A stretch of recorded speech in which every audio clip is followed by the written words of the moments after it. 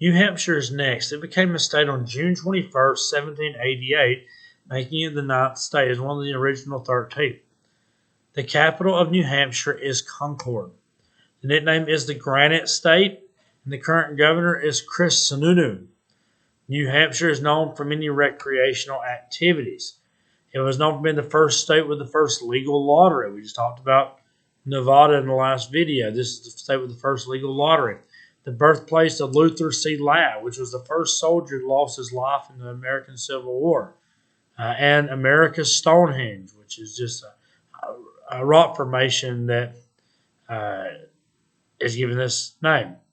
New Hampshire is also known for being the location of the first public library in the United States. It's known for the Revolutionary War battle of the raid on Fort William and Mary, a technological stronghold, and for presidential primaries. New Hampshire primary is a big part of the political cycle every year in terms of going through the primaries and all these different things, trying to figure out who the candidates are going to be. New Hampshire is always very big in that. There is a map of the state of New Hampshire. Concord is located right here, and there is the state flag, which is a pretty cool state flag. It says "Seal of the State of New Hampshire," and is on a blue background.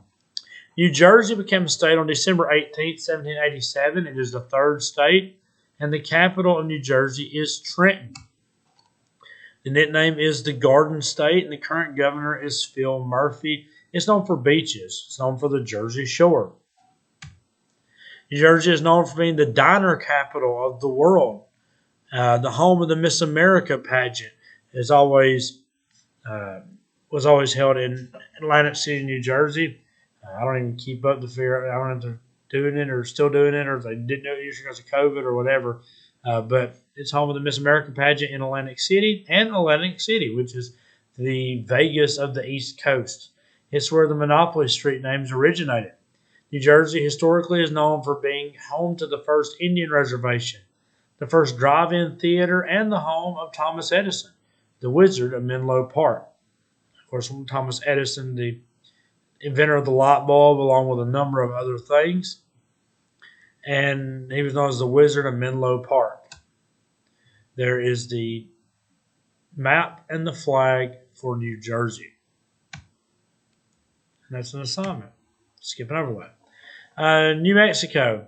The assignment that I just showed, just in case anybody's wondering, is in with your assignments. I've got it posted on Google Classroom, so you can do that assignment on there. Just on back up, just make sure you understand. It's 3 questions, so it's on Google Classroom. You need to get it done. New Mexico became a state on January 6th of 1912, making it the 47th state, with the capital of Santa Fe. The state nickname in New Mexico is Land of Enchantment, and the current governor is Michelle Lujan Grisham.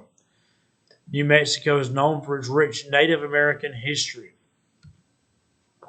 It's known for having more cattle and sheep than people, for being home of the Navajo people in the Rio Grande, which is the river that separates Mexico and the United States. New Mexico is known for the world's largest enchilada. It's a tourist thing. I'm assuming, I've never seen it. I'm assuming it's not real because that would get moldy after a while. Wouldn't make sense. Unless it's a restaurant that just advertises the world's largest enchilada. I probably didn't research that for sure teaching it. But either way, historically, New Mexico is known for the creation of Indian reservations, the discovery of oil, and the development of the atomic bomb. There is the map of New Mexico and the state flag. New York became a state on July 26, 1788, making it the 11th state, and the capital of New York is Albany. That is the capital. Now, a lot of people get it confused. They think New York City should be the state capital of New York. It's not. Albany, which is farther upstate than New York City. The nickname for New York is the Empire State. The current governor is Andrew Cuomo, and it's known for New York City, which is one of the largest cities in the United States, home of Wall Street, home of Broadway, home of Times Square, all these different tourist things, the Statue of Liberty. It's home to New York City. It's known for being the home to Niagara Falls, the Hudson River, and Wall Street. Originally, when the Dutch people had control of it, it was called New Amsterdam. Historically, New York is known for immigration, with Ellis Island being the location that many of the immigrants will come through. But the first thing they would see when they come to the New World is the Statue of Liberty. As they came in by boat, they would enter in through Ellis Island, where they would be giving a lot of times new identities, but giving basically where they would be, make sure nobody was sick, make sure everybody was healthy, all that kind of stuff before they entered into their new lives. The key Revolutionary War events, that was the nation's capital during the American Revolution. Technically, we wasn't a nation yet, but it was the capital during that time. It would become the first nation's capital before Washington, D.C.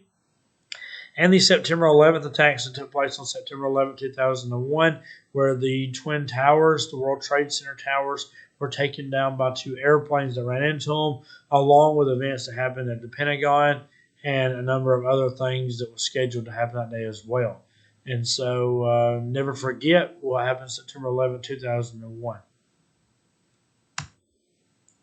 Here's just a few pictures I took when we were in New York. We just drove through, basically. We was just coming through New York. We didn't stop and do a whole lot. But these are just some of the pictures that I took. There's the Empire State Building. There is the map and the state flag of New York. North Carolina, which is the last state we're going to do on this video, became a state on November 21st, 1789, making it the 12th state with the capital of Raleigh. The nickname is Old North State, and the current governor is Roy Cooper. It's known for its tourism. There's a number of things there. It's the birthplace of Krispy Kreme. Gotta love them donuts. The birthplace of the first European born on American soil, Virginia Dare. That goes along with the lost colony of Roanoke, so I'll talk about that in just a minute. And where Babe Ruth hit his first official home run. North Carolina is known for being the state beverage being milk. Milk is the state beverage of North Carolina, and historically it's known for the lost colony of Roanoke, and that's where there was a number of settlers that came and they set up a colony in Roanoke. It was established by Sir Walter Raleigh.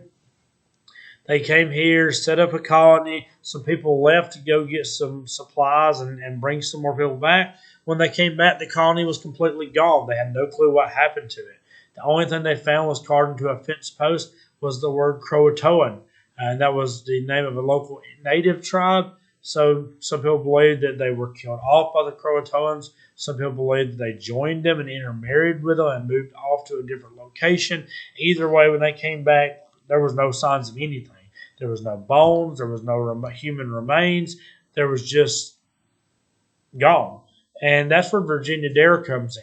She was the first European born on American soil because her mother was pregnant on the trip over. She had Virginia Dare after they got here, and Virginia Dare and her whole family disappeared with the Roanoke colony. The Wright brothers flight at Kitty Hawk, which was important in the development of airplanes and things like that, and the invention of Pepsi. And here's a few pictures I took when I was in North Carolina. This is from Roanoke. This is a kind of a monument thing here that talks about a number of different things that took place there. It was also Roanoke was also an area for slaves to live for a period of time. You can kind of make out right here where it says Virginia Dare, the new Fort the Third, Virginia. So there's just a number of things that happen here. This is kind of a amphitheater thing where they do a play, like a show of the lost colony of Roanoke, and so you can see the seats there. That's what that is. Now these next few pictures were taken at Kill Devil Hills. There is a beach there where there's wild horses that just walk around on the beach, and this is some pictures from that. There's the horses on the beach, and we are just kind of hanging out. There's me and my wife and my son Noah. And you can kind of see there, he don't want to get his picture taken, but you can see the horses in the background over here. And so that's us driving. We rented a Jeep and drove out on the beach there. And there are certain areas that you could swim, but you can't swim in the area where the horses pretty much live. You have to always be driving. You can't get out and go and pet them or anything like that. There's a guy that watches because I slowed down to like 1 mile an hour to take that for us to take this picture right here, and he yelled at us for taking this picture because he was like, "Hey, keep moving," and I was like, "I am moving. I'm going like 1 mile an hour," but so we got yelled at for taking this picture. There's a map of North Carolina, and there is the state flag for North Carolina. So now we'll pick back up with North Dakota in the next video.